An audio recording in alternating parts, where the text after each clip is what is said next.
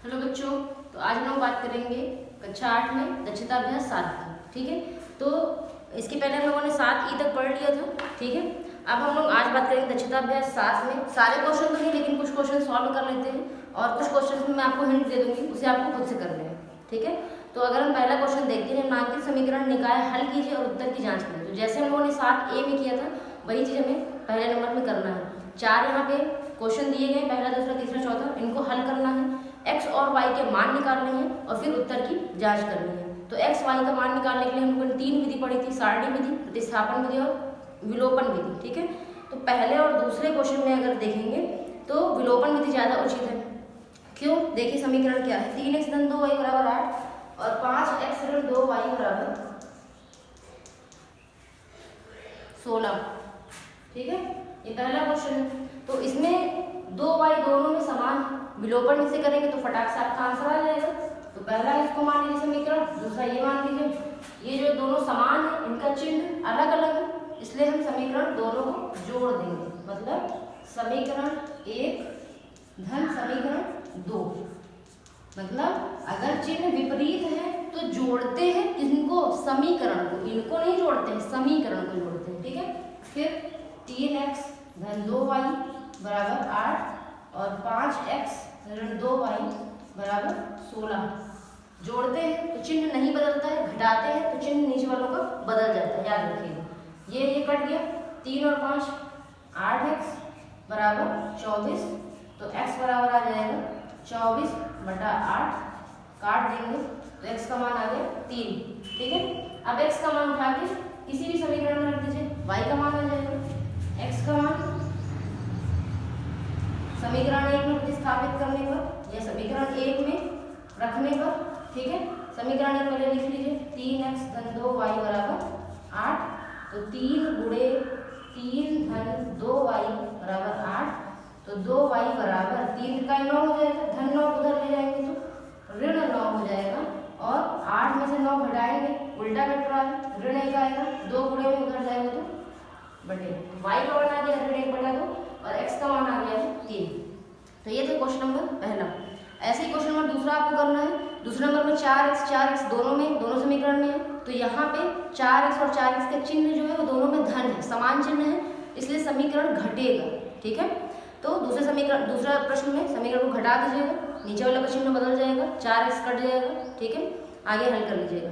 तीसरा और चौथा, यहाँ पे कोई विधि तो दी नहीं है कि हमें विलोपन से ही करना है या प्रतिस्थापन से ही करना है, तो आपको जो विधि उचित लगे आप उस विधि से इन चारों को हल कीजिए। ठीक, अब x y का मान जब आ जाएगा तो इसके उत्तर की जांच भी करनी है। तो उत्तर की जांच करने के लिए मैं आपको 2 समीकरण दिए हैं, किसी भी एक समीकरण में मान रखते हैं, उत्तर की जांच भी एक देख लेते हैं। तो उत्तर की जांच, एक समीकरण कोई भी लिख लीजिए, 3x धन 2y बराबर 8। 3 गुणे x का मान आ गया 3 गुणे 3 धन 2 गुणे y का मान आ गया ऋण 1/2 बराबर 8। उत्तर की जांच करते समय बच्चों हमेशा ध्यान रखिएगा, पक्षांतर नहीं करते हैं, लेफ्ट हैंड साइड अलग सॉल्व करते हैं और राइट हैंड साइड अलग सॉल्व करते हैं। ठीक है, तो यहाँ पे इसको तो सॉल्व करने की जरूरत है नहीं, 8 हमारे पहले से ही आया है, तो इसको देख लेते हैं। 3 3 9, 2 से 2 तो 1 कट गया, प्लस माइनस का -1, तो 9 में से 1 गए, 8 बराबर 8, ये आ गया लेफ्ट हैंड साइड बराबर राइट हैंड। ठीक है, तो ये था क्वेश्चन नंबर पहला। अब आगे हम 5वें नंबर से देख लेते हैं। 5वें नंबर में क्या बोल रहा है, 5वें नंबर के जैसे 7B में हम आपको क्वेश्चन कराए हैं, तो एक क्वेश्चन इसमें भी देख लेते हैं। तो अंक और संख्या, इन सब के बारे में हम आपको डिफरेंस एक सारी चीज़ें बताए हैं, वो हमेशा माइंड में रखिएगा, चाहे जैसे भी क्वेश्चन आ जाए आप उसे आसानी से कर लेंगे। जैसे 5वें नंबर बोल रहा है 2 अंकों वाली किसी संख्या और उस संख्या के अंकों के क्रम को उलट देने पर प्राप्त हुई संख्या का योगफल 121 है, अंकों में अंतर 3, तो संख्या बताइए। तो सबसे पहले हम क्या मानेंगे, माना इकाई का अंक x, दहाई का अंक y है। ठीक है, फिर संख्या बनाएंगे, देख लेते हैं इसको थोड़ा सा। ठीक है, माना संख्या की इकाई का अंक y तथा दहाई x है, तो संख्या क्या बन जाएगी बच्चों, संख्या बराबर, आपको हम ये पहले ही बताए हैं, जो दहाई होता है उसमें 10 से गुणा करते हैं और इकाई में 1 से गुणा करते हैं और दोनों को जोड़ देते हैं। कैसे ये बनता है ये हम आपको पहले पिछली वीडियो में बताएंगे। तो यहाँ पे 10x धन y, इकाई में 1 से गुणा करेंगे y कम y ही आ जाएगा, दहाई में 10 से गुणा करेंगे 10x धन y, हमारी एक संख्या बनी। अब पहली शर्त क्या बोल रही है, दो शर्त यहाँ पे दी। प्रथम शर्तानुसार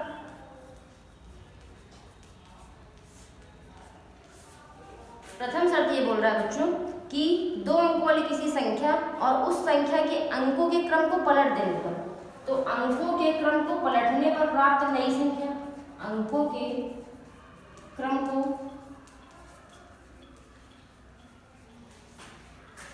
पलटने पर प्राप्त नई संख्या बराबर अंक हमें पलटने हैं, ठीक है। 10 और 1 को नहीं, y को यहाँ कर देंगे, x को यहाँ कर देंगे, बस और कुछ भी नहीं करना। आप लोग इसमें कंफ्यूज बहुत होते हैं, ठीक है। तो ये ध्यान रखिएगा, ये हमारा बन जाएगा 10, y इधर आ जाएगा तो 10y और x इधर चला जाएगा तो 10y धन x, ये नई संख्या बन गई।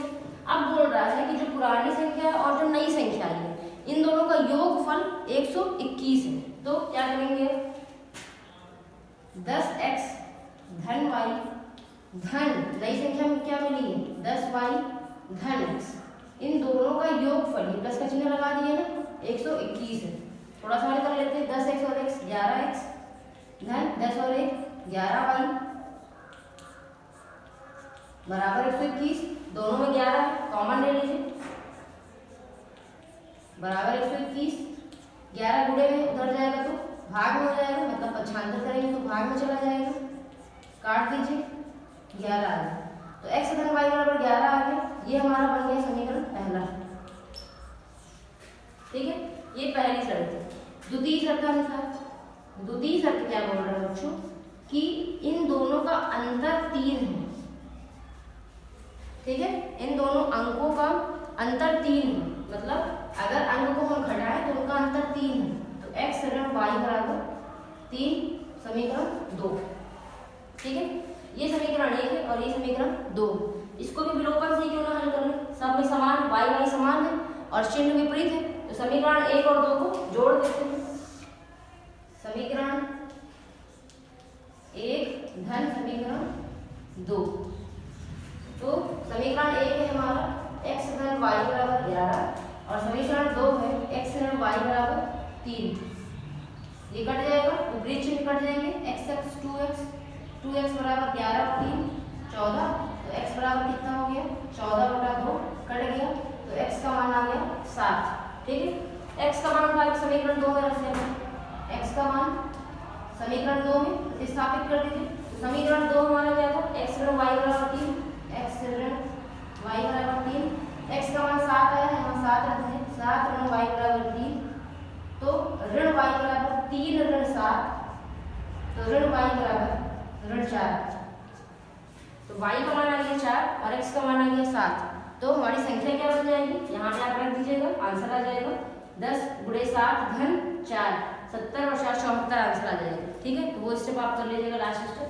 तो ये था क्वेश्चन नंबर दूसरा, कुछ भी कठिन नहीं है, जैसे बोलता है आपको वैसे ही करना है, ठीक है। जो इन्फॉर्मेशन दी है उसको खोद के निकालना है, जैसे मैं शुरू से आपको बताती आ रही हूँ।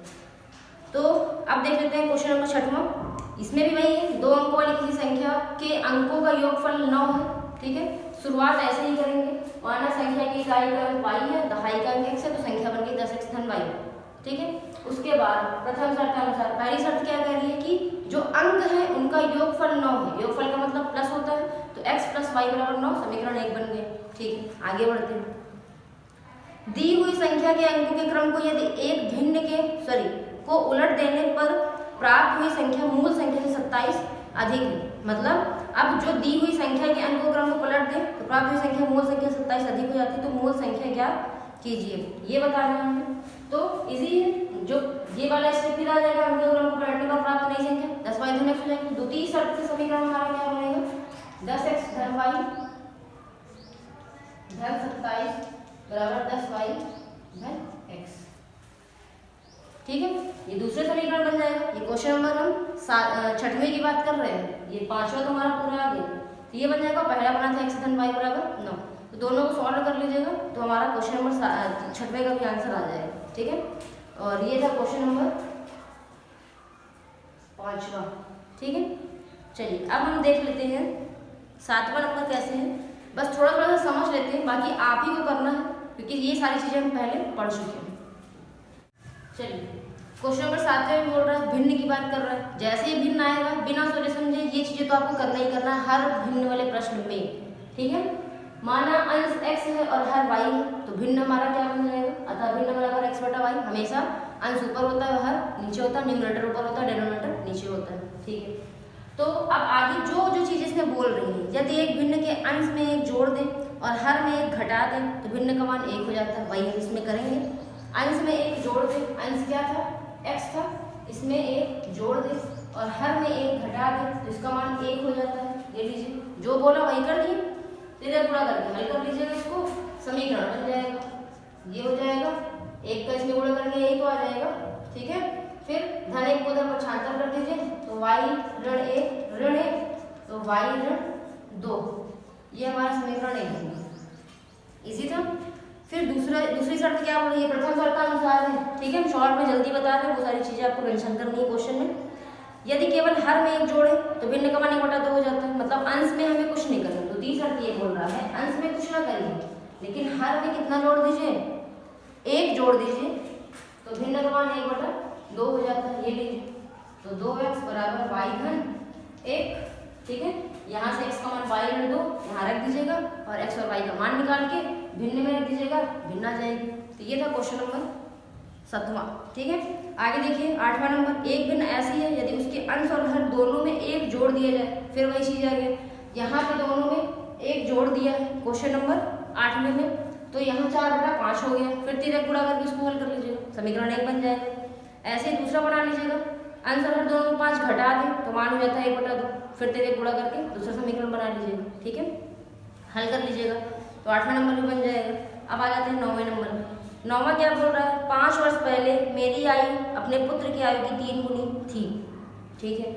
यहाँ पे अब हम लोग आ गए 7D में, जो हम लोगों ने किया था आयु संबंधी प्रश्न बच्चों, वही यहाँ पे हमें करना है।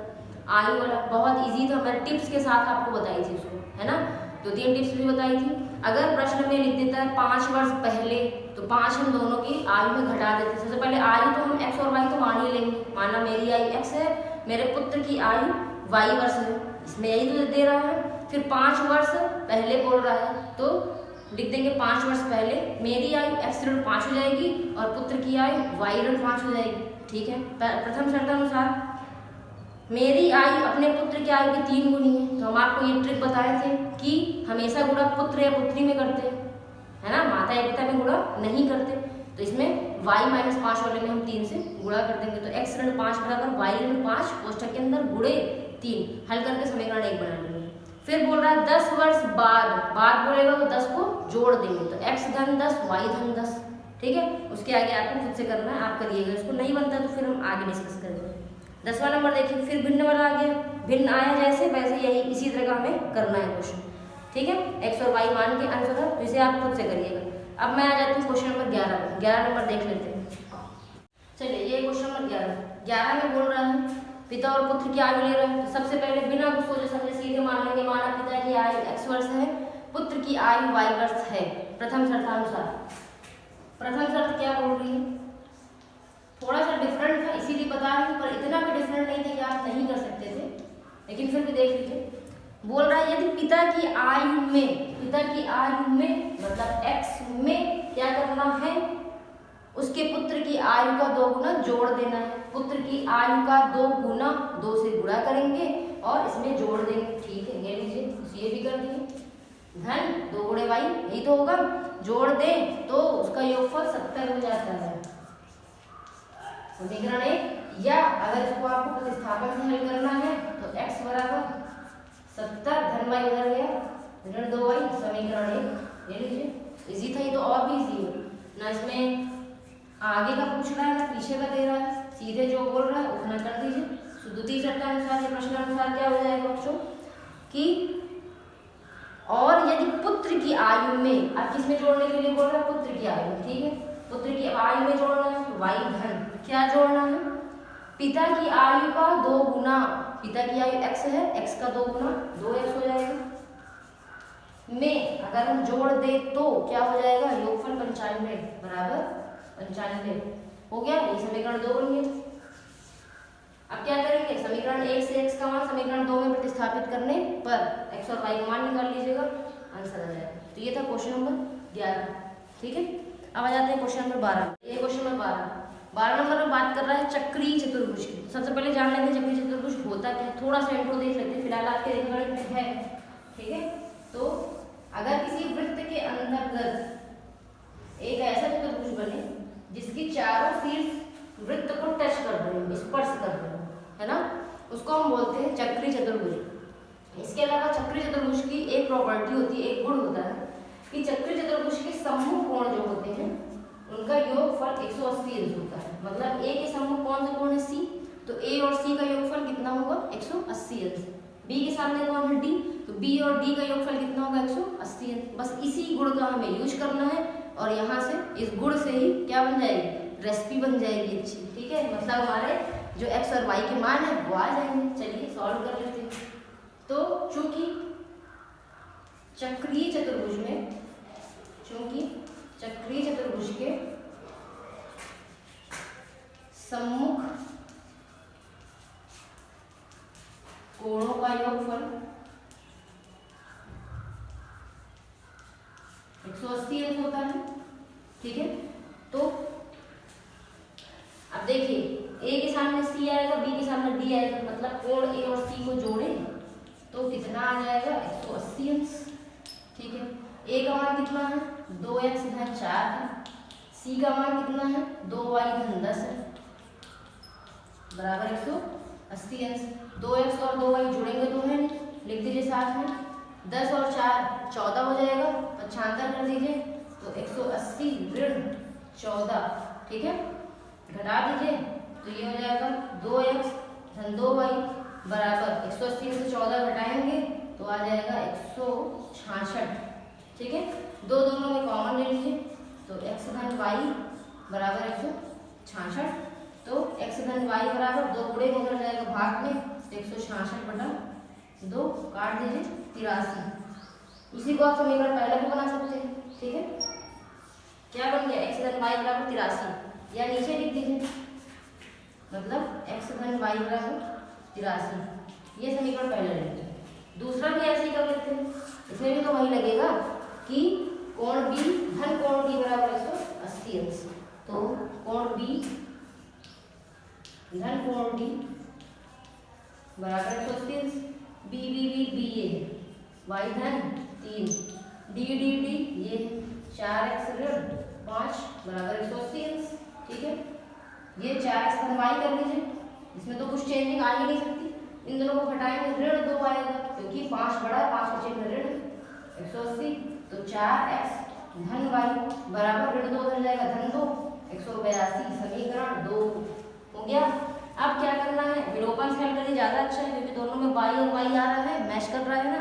बस समीकरण 1 और 2 को घटाने का, क्यों घटाएंगे, क्योंकि दोनों y का समान चिन्ह है ना, समान चिन्ह रहता है तो समीकरण को घटाते हैं बच्चों, समीकरण को घटाते हैं, उन संख्याओं या उन अंकों या उन चर राशियों को नहीं। ठीक है, तो x धन y बराबर 83 और 4x धन y बराबर 182, ऋण ऋण ऋण, तीनों का चिन्ह धन धन था, तीनों का चिन्ह बदल गया, सेम कट गया, विपरीत चिन्ह घट गए, और 4 से x घटाएंगे तो ऋण 3x आएगा,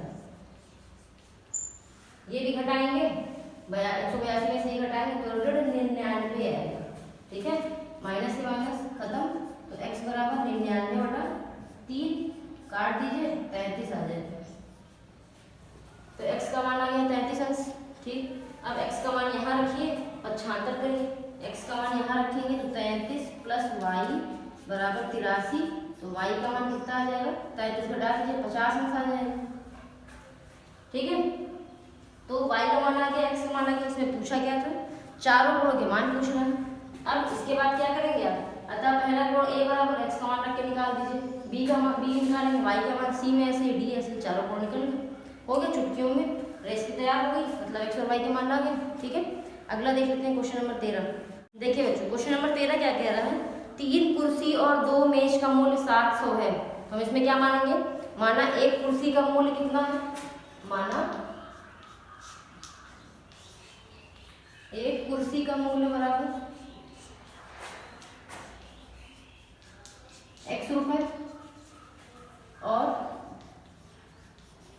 क्या ले रहे हैं कुर्सी के साथ मेज लेगा और क्या लेगा, मेज ही लेगा। एक मेज का मूल y रुपए हो जाएगा, ठीक है, ये दिया है। अब क्या बोल रहा है कि 3 कुर्सी 2 मेज का मूल, तो एक कुर्सी का मूल x रुपए है, तो 3 कुर्सी का 3x हो जाएगा, है ना। इतना दिमाग न लगाइए, वैसे भी आप लोगों का दिमाग ज़्यादा चलता नहीं है, और ज़्यादा अगर एक नियम हो गया तो फिर वो जितना है वो बाहर हो जाएगा। बस इतना करिए, 3 कुर्सी 2 मेज बोला है, तो 3 कुर्सी धन 2 मेज बराबर कितना दिया है, 700। समीकरण 1 बन गया। दूसरा समीकरण ऐसे ही बना लीजिए, 5 कुर्सी 3 मेज, मतलब या इसको थोड़ा सा सॉल्व करके प्रतिस्थापन में बदल लीजिए। धन 2y ऋण 2y, तो x बराबर 700 ऋण 2y बटा 3, ये समीकरण 1 ले लीजिए। निकाल यहाँ करेंगे कि एक स्टेप कम हो गया, ठीक है। तो दूसरा समीकरण क्या बन जाएगा बच्चों, 5 कुर्सी 3 मेजों का मूल्य 1100 दिया है, तो अब क्या बन जाएगा 5x धन 3y बराबर, तो इसमें दूसरा क्या बन जाएगा बच्चों समीकरण कि 5x धन 3y बराबर 1100, ठीक है। फिर से आप दोनों को सॉल्व कर लीजिएगा, तो आपका x और y का माना जाएगा। 14 नंबर में क्या करना है, a और b की आयु 2 गुनी है, मतलब a से b की आयु 2 गुनी है, तो इसमें भी पहले a का मान मान लेंगे, a की आयु x वर्ष और b की आयु y वर्ष, ठीक है। अब बोल रहा है कि a की आयु b की आयु की 2 गुनी है, तो क्या हो जाएगा x बराबर 2y, x बराबर 2y, ये समीकरण पहला बन जाएगा। दूसरा क्या बोल रहा है 8 वर्ष बाद, तो दोनों में 8 जोड़ दीजिएगा, ठीक है। आप बोलेंगे बटे में क्यों लिखे, तो बटे में लिख के बराबर 7/4 कर देंगे, फिर गुणा कर लीजिएगा, दूसरा समीकरण बन जाएगा। बटे में इसलिए बोले बच्चों क्योंकि यहाँ पे अनुपात दिया है, अनुपात में रहता है तो हमेशा उसको बटे में सॉल्व करते हैं, ठीक है। अब देखिए बच्चों क्वेश्चन नंबर 15, एक व्यक्ति ने कुल 35,000, मतलब ये थोड़ा सा डिफरेंट आ गया है, लेकिन इतना भी टफ नहीं कि नहीं बनेगा, बहुत अच्छे से समझिएगा, आ जाएगा समझ में। एक व्यक्ति ने कुल 35,000 की पूंजी का 1/12% वार्षिक ब्याज की दर पर और शेष 14% वार्षिक ब्याज की दर पर उधार दिए, ठीक है। तो हम इसको मानेंगे कैसे, इसको हम कैसे मानेंगे, 15 नंबर माना 12% वार्षिक ब्याज की दर पर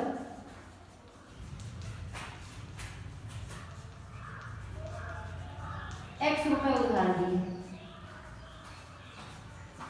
ठीक है। माना 12% वार्षिक ब्याज की दर पर x रुपए उधार दिए, ठीक है। अब इसने बोल रहा है कुल उसने 35,000 की पूंजी लगाई, ठीक है, तो 14% पे कितने रुपए उधार देगा, तो इसी को हम 35,000 से घटा देंगे, अतः 14% वार्षिक ब्याज की दर पर कितने रुपए उधार देगा, टोटल 35,000 दिया था, 35,000 में से x रुपए उसने 12% पे दे दिया, तो अब कितना रुपए बचा, इतना रुपए बचा, उसको कितने प्रतिशत पे देगा, 14% पर उधार दिया, ठीक है। चलिए आगे देखिए, अब बोल रहा है कि यदि उसने कुल वार्षिक ब्याज 4460 रुपये अगर उसे मिला हो, तो उसने अलग अलग कितना धन उधार दिए थे। अब इसको कैसे करेंगे, तो सबसे पहले हम हल कर लेते हैं, इसका 12% पे जो उधार दिया है उसका हम ब्याज निकाल लेते हैं। तो साधारण ब्याज का सूत्र लगा लीजिए, साधारण ब्याज बराबर मूलधन गुणे दर गुणे समय बटा 100 या PRD बटा 100 पढ़े होंगे। मूलधन कितना है x रुपए, उसने x रुपए उधार दिए थे, दर क्या है 12%, ठीक है, 1 वर्ष के लिए दिया है, हाँ एक ही वर्ष लेंगे, कुछ दिया कि 1 वर्ष बटा 100, ठीक है। 4 से काट दिए, 4 × 12, 4 × 8 4 × 20, तो 3x बटा 25, ठीक। तो ये साधारण ब्याज पे उसको इतना साधारण ब्याज मिला, कब, जब पूंजी कितनी थी, x रुपए थी। अब 14% पे पूंजी कितनी है, ये, तो इसका भी साधारण ब्याज निकाल लीजिए।